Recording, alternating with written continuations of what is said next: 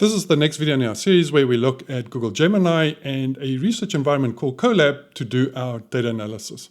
So we've already done quite a bit of work, so please watch this series from the start. What we're going to do in this video is some comparative summary statistics. One of the variables in our dataset is going to be our outcome or response variable, and that's going to indicate whether someone has or does not have heart disease. The other variables are our explanatory variables. So what I want to do is comparative summary statistics. So we're going to take one of the numerical variables, the age variable, and I want summary statistics and data visualization for each of the two categories in our response variable, in that categorical variable. And again, we're going to use Google Gemini just to write the code for us, and we're going to inspect those results. Now that we've done our univariate analysis, let's do some comparative summary statistics. And so you can see for univariate analysis, I've got my 3 hashtags. I want to stick to that same formatting and the way that I'm organizing my notebook. So that was the 3 hashtags. So let's go down and we're going to create a new text cell and we're going to call it with the 3 hashtags comparative summary statistics. So let's do that. I can go back up now that I've done that, and we can just start collapsing things. So that was my age variable. That was my chest pain type variable. Hopefully you've got a few more. And I can also close my univariate analysis. And let's have a quick look under chest pain type. Yes, we should have used 4 hashtags there. Hopefully you caught that in the previous video. Let's do that. And now if I collapse chest pain type and age, now I can collapse univariate analysis. That looks neat. So just keep track of the number of hashtags that you're using. How are you formatting your different subsections and subsections, etc. So I'm at 3 hashtags for comparative summary statistics. And what I want to do is I now want to compare. I'm going to take one of my explanatory variables, say for instance age, but I want to compare that summary statistics for those with and without heart disease. Heart disease is clearly going to be our outcome variable, our response variable. And so let's have a look at that. So I'm going to create a little text cell, leave a little message. We compare summary statistics for each category in the heart disease column. So again, just sticking to my formatting there using LaTeX.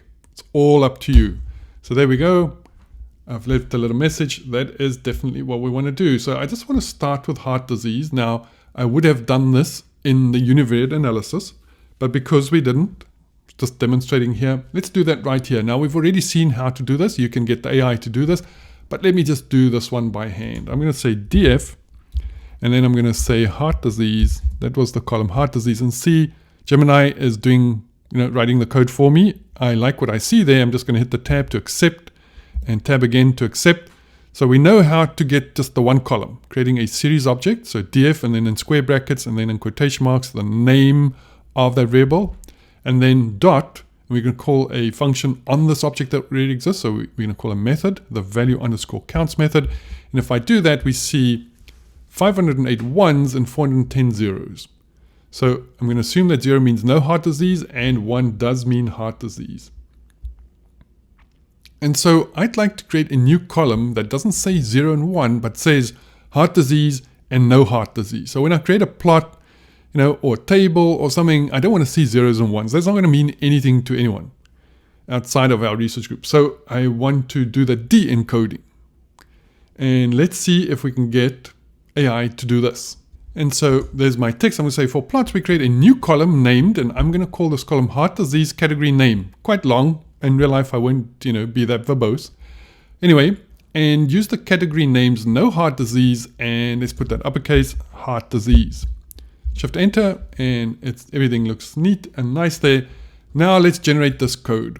And I'll have to be very specific about this prompt. So look at my prompt. I'm not being, that's not the best possible prompt that I can write. I should actually be a little bit more verbose, but let's live on the edge. Create a new column in the df named heart disease category name based on the values in the heart disease column. For 0, use no heart disease, and for 1, use heart disease. So that's not the best prompt. Let's see what I can come up with. And there we go. df heart disease category name equals, so it's creating this new column. And it's going to use heart disease, and then it's going to map 0. It's going to say no heart disease. 1, it says heart disease. And it's using this map method. And it's using a dictionary object. Now, you don't know anything about Python. Nothing to worry about. I'm going to accept and run this. And because I've done this assignment, it's not going to print anything to the screen. I actually have to then just print that to the screen. It is going to work. I'm quite happy with that code. I've had a look at it. So let's just assume that everything is good. Let's start with our first comparative summary statistics. I'm going to do text 1, 2, 3, 4, and I'm going to do age again. I'm going to now compare summary statistics for the age column, comparing those with no heart disease to those with heart disease. I'm going to say summary statistics for age for each category in heart disease category name. There we go. So let's generate some code. I'm going to write a prompt. And my prompt is calculate summary statistics of the age column for each category in the heart disease category name column. And there's my code, df.groupby. That's a new function. So it takes my data frame object, applies this method to it, the group by method. It's going to group by whatever it finds in the heart disease category name column. And then we see it's going to take the age column and then apply this describe method. I'm going to just accept and run that.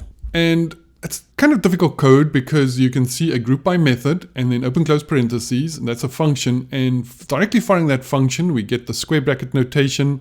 It's not the ideal. The pandas package, there's some criticism that it's not very readable code, but once you get used to it, it's actually quite fine. What is more important though is that AI did this for us. We can even see our little message there. It's going to give us the heart disease group and the no heart disease group. Very nicely done. If we look at the results of the code, it's just going to print to the screen because I'm not assigning this to a computer variable. If you do that, you have to then use the computer variable, then it'll print to the screen. And anyway, we can see heart disease, no heart disease. We can see again 508 and 410, and then the mean is 55.8996 and 50.551. So we can see the differences between these two. Now I'm just assuming 0 is no heart disease, 1 is heart disease. I did not read the information that came with Kaggle. I'm just making some assumption. If it was the other way around, just bear that in mind. Next though, I want to create a histogram for each of these. Now, histogram will give me some idea of the distribution, but typically in a if in a setting where I'm going to send this to a journal, I want to create box and whisker plots. Those are just what is typically used. So let's do that. So let's add a text cell. So I've typed create a box and whisker plot of the heart disease category column. Let's type that as a prompt. So in my code cell, I'm going to hit generate. So I've typed create a box and whisker plot of the age column for each category in the heart disease category name column. Let's generate. We're just going to generate some code here. So I'm hitting the generate button in the code cell and let's type that. So I've typed create a box and whisker plot of the age column for each category in the heart disease category name column. Now I'm specifically using that because it's got the words in heart disease, no heart disease instead of 0 and 1. So add the title, age distribution of each heart disease category. Let's do that uppercase for the E. Add the horizontal axis label heart disease. Add the vertical axis label age, and then my units, I like to put my units in square brackets. Let's send that. I'm going to accept and run the code. Again, I'm going to get this deprecation warning. So it seems like Gemini didn't learn about its mistakes. If I look at this though, I see quite a nice box and whisker plot. We see no heart disease and heart disease. We see that this lower hinge here is now 1.5 times the interquartile range below the first quartile, and that these are suspected outliers. So that's quite important for us to see when we think about comparing the age between these two.